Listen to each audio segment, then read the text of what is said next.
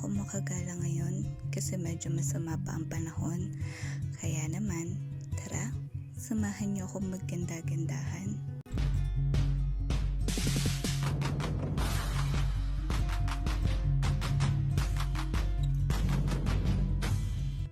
Hi guys! For today's video, tara, magganda-gandahan tayo at ipapakita ko nga sa inyo yung mga damit na nabudol sa akin ng Shopee before akong bumaba dito sa Tarlac. And disclaimer lang po, hindi po ito sponsor. Anyways, ang una kong ang sinuot is itong black crop top na long sleeve. Na-unbox ko na nga rin pala tong mga damit na to. Yung iba, naisuot ko na nga rin. Anyways, ang nagustuhan ko nga dito sa damit na to is yung pag mainit yung panahon, hindi siya mainit isuot. And pag malamig naman, medyo warm naman siya pag sinusuot mo. Next naman is itong light brown off-shoulder. And ang nagustuhan ko nga dito is ang comfy niya nga isuot. Ang una, akala ko hindi talaga ako makakagalaw kasi nung sinuot ko siya, super fit niya. Pero akala ko lang pala yun.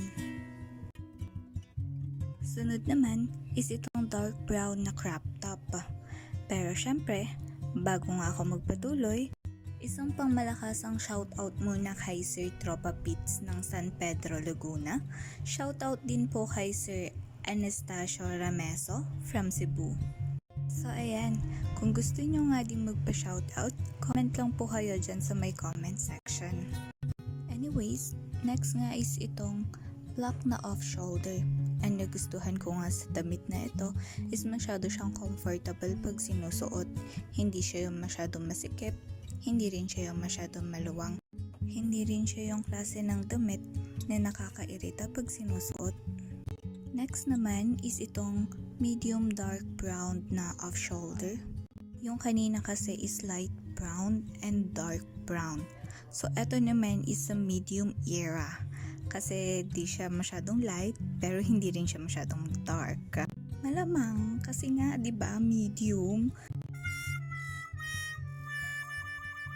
So, anyways, pagpasensyahan nyo na nga ang aking braso dyan kasi lahat nga ng kinakain ko, dyan napupunta. And, last but not the least, is itong black na ito. Ang nagustuhan ko nga dito is kahit nga anong iparis mo ay bagay pa rin. Actually, lahat naman ng pinakita ko ay bagay sa kahit na anong i-pair ninyo. Mapa-jeans man yan o short, pwedeng pwede.